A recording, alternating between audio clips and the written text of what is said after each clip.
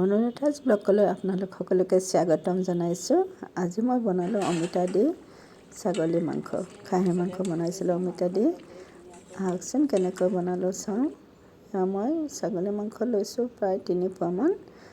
প্ৰথমতে মই মেৰিনেট কৰিলোঁ, নিমখ হালধি জিৰা জালুকৰ গুড়ি দিলোঁ আৰু মিঠাতেল অকণমান দি মই এইখিনি মেৰিনেট কৰিলোঁ। প্ৰায় 20 মিনিটমানৰ কাৰণে মেৰিনেট কৰিছোঁ। 20 মিনিটৰ কাৰণে মাংসখিনি ঢাকি থৈ দিম। আপোনালোকে যদি মোৰ ভিডিঅ'বিলাক ভাল পায় তেতিয়াহ'লে লাইক আৰু কমেণ্ট কৰিবচোন আৰু ছাবস্ক্ৰাইব কৰিবলৈ নাপাহৰিব। এনেকৈ মই মাংসখিনি হাতেৰে সানি 20 মিনিটমানৰ কাৰণে ঢাকন মাৰি থৈ দিলোঁ। এইফালে মই লৈছোঁ অমিতা আৰু আলু কাটি ল'লোঁ। অমিতা কেইটুকুৰামান, আলু 2টা লৈছোঁ। কেৰাহীত তেল গৰম হ'ল, তাত মই দিছোঁ চেনি অকণমান।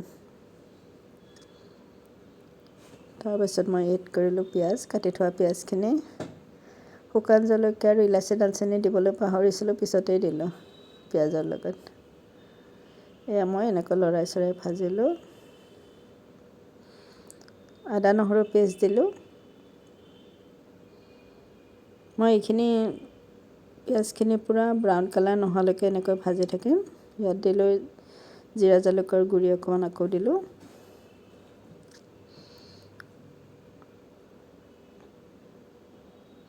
মিডিয়াম জুইত মই এনেকৈ ভাজি আছোঁ।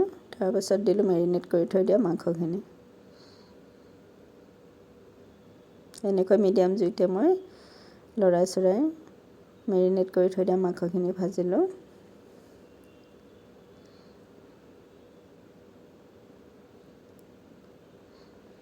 এতিয়া 5 মিনিটমানৰ কাৰণে মই ঢাকোন মাৰি থৈ দিম। 5 মিনিট হৈ গ'ল, আকৌ লৰাই চৰাই মই ভাজি আছোঁ।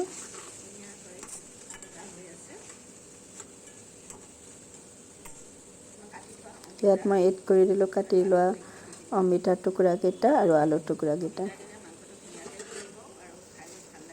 আলু আৰু অমিতা দিয়াৰ পিছত মই আকৌ ধুনীয়াকৈ ভাজিছোঁ, লৰাই চৰাই ভাজি আছোঁ।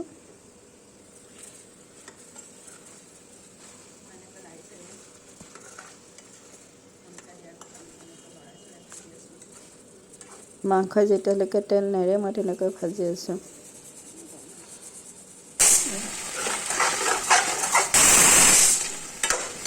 আলু আৰু অমিতা দিয়াৰ পিছত মই এতিয়া সম্পূৰ্ণ মাংসই তেল নেৰালৈকে এনেকৈ ভাজি থাকিম।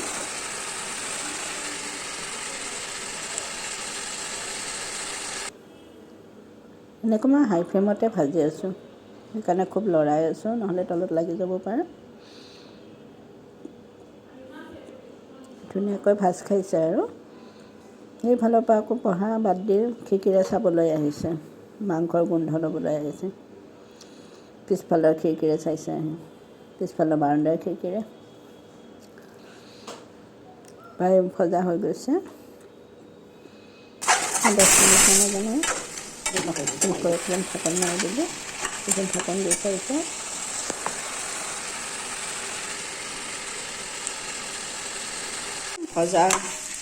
ভজা হৈ গ'ল। এতিয়া মই ইয়াত দিলোঁ খালি ললকে 4টা। তাৰপিছত নিমখ আৰু অকণমান দিব লাগিব। নিমখটো এতিয়া মেৰিনেট কৰোঁতে কমাই দিছিলোঁ, নিমখ দিলোঁ আৰু এচামুচ নিমখ দিলোঁ আৰু অকণমান মিট মছলা হৈ গ'ল। মছলা এতিয়া পানী দিবৰ সময় হ'ল। ধুনীয়াকৈ মাংসটো একদম ধুনীয়াকৈ ভাজ খাই গৈছে।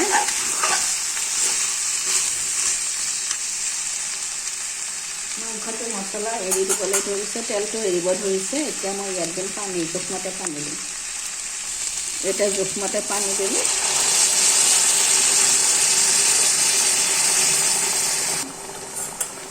ইয়াত জোখমতে পানী দি দিলোঁ।